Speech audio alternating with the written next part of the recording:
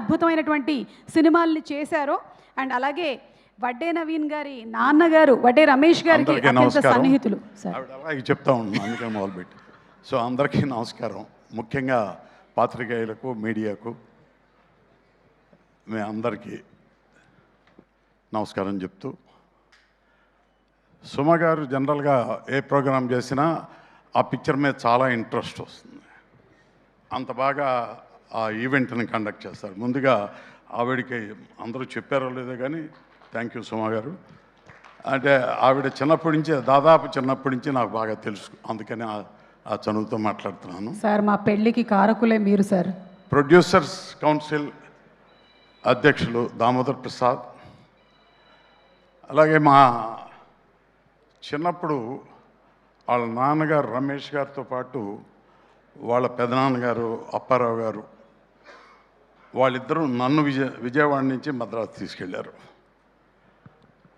నేను చేసిన మొదటి సినిమా పబ్లిసిటీ, అప్పుడు పబ్లిసిటీ చేశాను. మొదటి సినిమా వడ్డే రమేష్ గారిది. అలా మా అందరికీ చాలా చిన్నప్పటి నుంచి, వడ్డే రమేష్ పుట్టినప్పటి నుంచి కూడా ఆ అనుబంధం ఉంది. ఆ ఫ్యామిలీతో అంత దగ్గర ఇది ఉంది.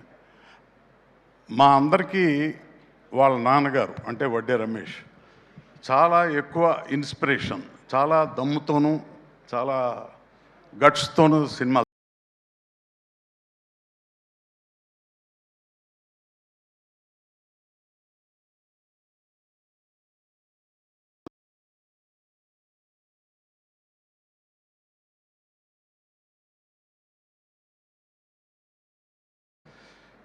వాళ్ళందరి ఇన్స్పిరేషన్తో నేను నిర్మాతనై నేను తర్వాత సినిమాలు తీశాను. వాళ్ళందరూ చిన్నప్పటి నుంచి మేమంతా కలిసి పెరిగాం. వాళ్ళ నాన్నగారు, వాళ్ళ పెద్దనాన్నగారు, అక్కడ అప్పారావు గారు, అక్కమూడు సినిమా తీసిన ఆయన, మేమిద్దరం కలిసే స్వర్ణకవనం తీసాం, చనమూల అప్పారావు గారు.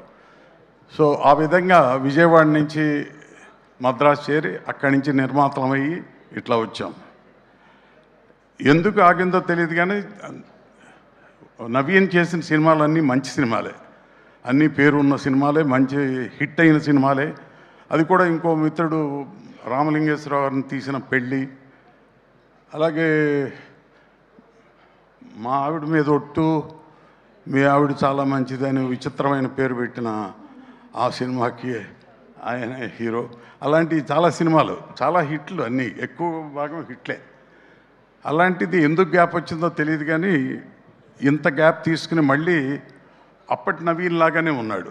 అప్పుడు మాకు తెలిసిన నవీన్ కొత్తగా చిన్న కుర్రాడు, కొత్తగా వచ్చిన హీరో అన్నట్లు ఎట్లా ఉంటాడు. ఇప్పుడు స్క్రీన్ మీద మీరు చూపించిన అన్ని షార్ట్స్, కమల్ తీసింది కానీ, కళ్యాణ్ మ్యూజిక్ కానీ, ఆ పక్కన ఉన్న హీరోయిన్ కానీ, వీళ్ళందరూ ఫ్రెష్గా కనపడుతున్నారు. ఫ్రెష్గా ఉంది music very good hit songs. I think K music అంటే కళ్యాణ్ మ్యూజిక్ ఏమో, ఐ డోంట్ నో, నిజంగా నాకు తెలియదు.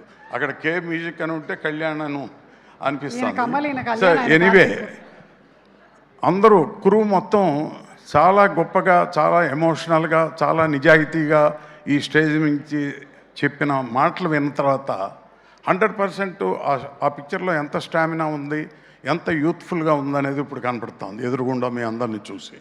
డెఫినెట్గా ఈ పిక్చరు కమల్ మీరు చాలా ఎమోషనల్గాను చాలా గొప్పగా చెప్పారు. నిజంగా చాలా ఎమోషనల్ అయ్యే పద్ధతులు ఉంది.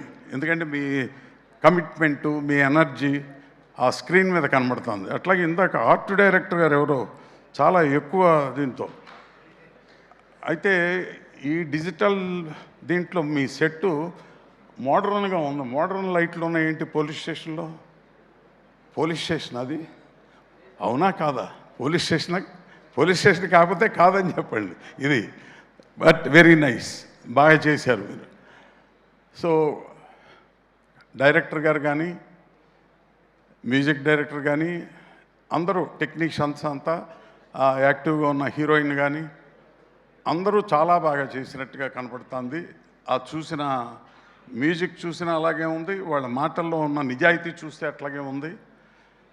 100% ఈ పిక్చర్ సక్సెస్ అవ్వాలని కోరుకుంటూ 19th కరెక్ట్ డేట్ అయినా కాదో నాకు తెలియదు. సో 100% సక్సెస్ అయ్యి తీరాలి, అంత బాగుంది. త్రిమూర్తులు అంటే ఐ థింక్ 3 క్యారెక్టర్స్ ఉన్నాయేమో ఆ క్యారెక్టర్లో, ఆ ఒక్క క్యారెక్టర్లో ఒకటేనా అంటే 3 ఎమోషన్స్ ఉండొచ్చు, చెప్పలేము. So anyway, all the best for everybody, మీ అందరికీ, కమల్కి, కళ్యాణ్కి, నవీన్కి, మొత్తం ఆ హీరోయిన్ రాశి కన్నా ఏంటి పేరు, రాశి నాయక్, రాశి సింగ్. సో ఎనీవే అందరికీ మరోసారి శుభాకాంక్షలు చెప్తూ తప్పనిసరిగా ఇది హిట్ అవ్వాలని కోరుకుంటూ సెలవు తీసుకున్నాను. Thank you so much. Thank you so much. Thank you sir, thank you Ramarao గారు.